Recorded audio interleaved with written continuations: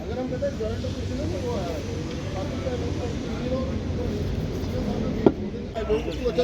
अजीब है मोटर से लगा उसने साढ़े कोड़े पे टेबल पे तो बिल्कुल नहीं लगे मैं बॉडी को कर दिया करेक्ट तरह से इस चीज़ को इस्तेमाल किया जाता है। और भी आप खाने पीने की सामग्री के साथ साथ देख सकते हैं किस तरह के जो आधुनिक ऑटोमेटिक हथियार जो है वो आतंकी यूज़ कर रहे हैं। ये आप देख सकते हैं कि इस तरह का इतना ज़्यादा सामान जो है ये 2 आतंकी जो मारे गए थे उनसे रिकवर हुआ है और ये कहाँ लेकर आए हुए थे। ये आप देख सकते हैं M4 जो अमेरिकन वेपन है और नाइट साइड विजन अभी जाएंगे नहीं जेड़ा मैं बदले कर रहा हूं नहीं कर सकता सब बोलेंगे बस वही है रात को नहीं करना ये मैं हुआ है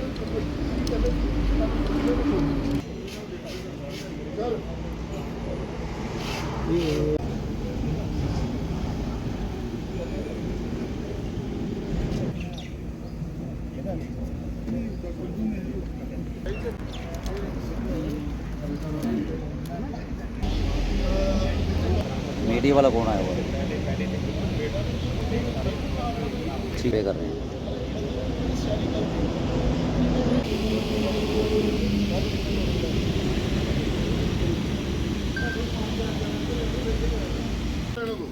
वापस करो उसको।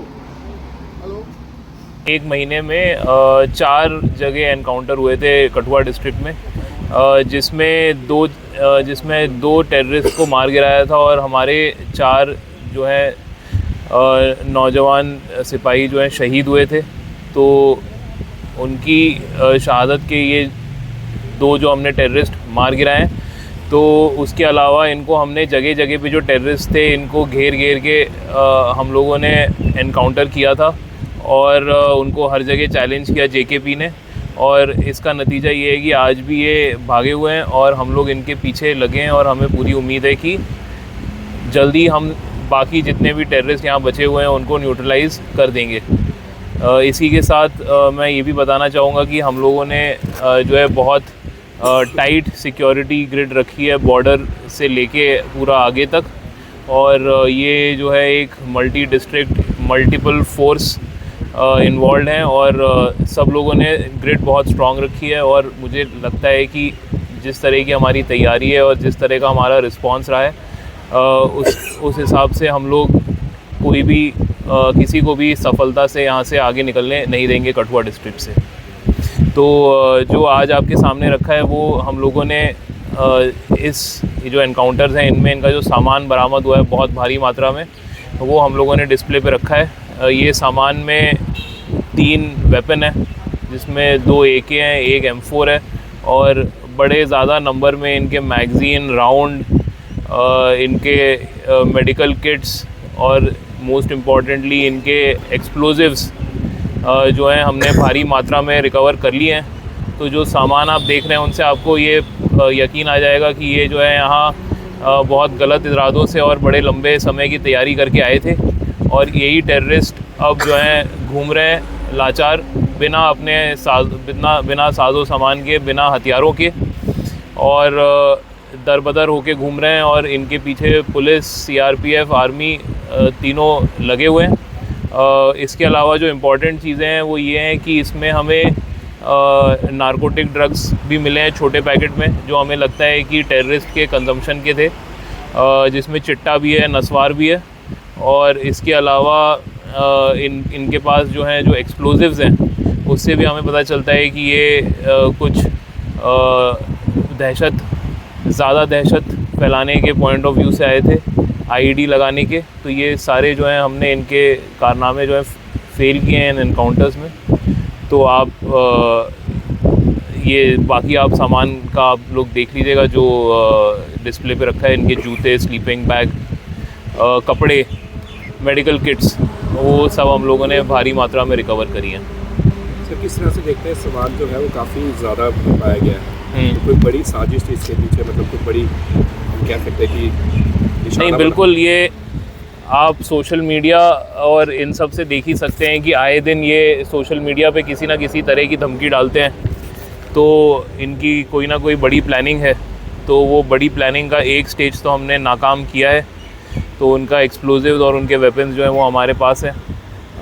तो ज़रूर कोई बड़ा हादसा एवर्ट तो हुआ ही है, और साथ ही साथ इनके 2 जो हैं टेररिस्ट वो हमने मार भी गिराए हैं।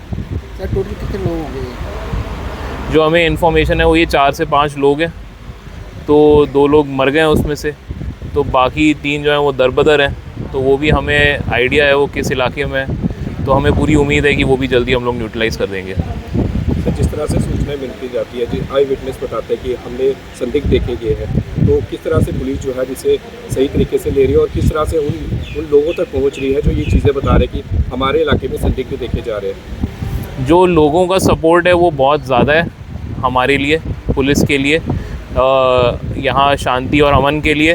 क्योंकि मैं आपको बताना चाहूँगा कि हमारे कुछ सिविलियन लोगों ने बहुत ज़्यादा मदद की हमें एनकाउंटर में, और उनको हम लोगों ने अपनी तरफ से काफ़ी मोटिवेट भी किया।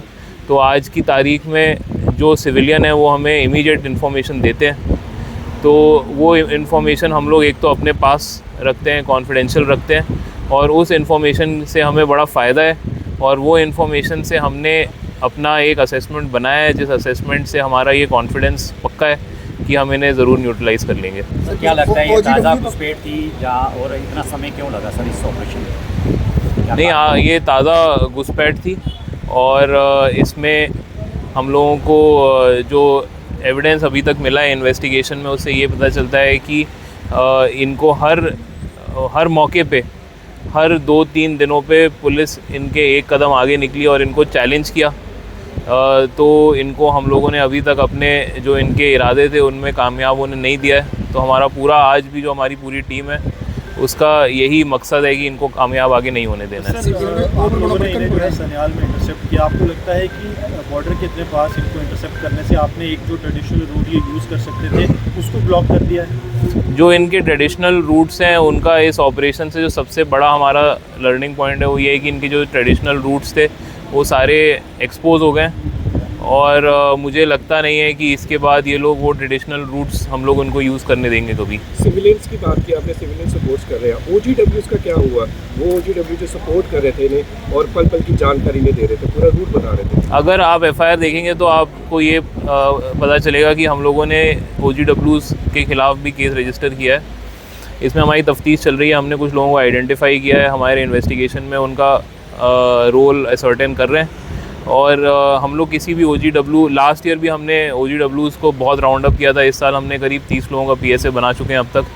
तो जो भी OGW है जिसको ये लगता है कि इनको मदद करके वो आसानी से बच जाएंगे या उनके ख़िलाफ़ कोई एक्शन नहीं होगा, तो वो उनको ये गलत फहमी है, और कानून के जो लंबे हाथ हैं वो इनको नहीं छोड़ेंगे। और हम लोगों ने इनको इस केस में भी बुक किया है और PSA में भी बुक किया है, और ये कंटिन्यूस हमारे रडार पे है। तो जिस तरह सुफेन में हुआ, आपने देखा आतंकी हमला, तो वहाँ के स्थानीय लोगों से भी हमारी बात हुई थी। उनका कहना था यहाँ पर जो है थोड़ी पुलिस की सिक्योरिटी की और ज़्यादा ज़रूरत है यहाँ पे, और तो उसके लिए किस तरह से कदम उठाए जाएंगे? उसके लिए हमने एक, जैसे मैंने बताया, एक सिक्योरिटी ग्रिड हमारी इन प्लेस हुई है, तो वो जो है कंटिन्यूसली इवॉल्विंग है, और हम लोगों ने वहाँ पे ऑलरेडी हमारी बहुत प्रेजेंस बढ़ गई है। और बहुत ज़्यादा टैक्टिकल डिटेल्स नहीं शेयर करूँगा, बट मैं इतना कहना चाहूँगा कि अब वहाँ से गुज़रना बहुत ज़्यादा मुश्किल हो गया है किसी का भी।